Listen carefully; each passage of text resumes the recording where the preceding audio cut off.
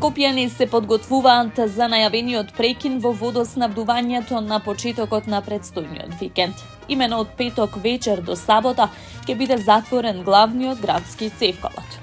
Од водовод и канализација информираат дека жителите на Чаир, Бутел, Радишани, Пластичарска улица до Американската амбасада, Визбегово, Бардовци, Железара, Автокоманда Ѓурче Петров, Сарај, Шуто, Ризари, Топанско, Новоселски пат на селбата Даме Груев, Кисела Јабука, Стопански двор, Волково и Орман нема да имаат проблеми со водоснабдувањето.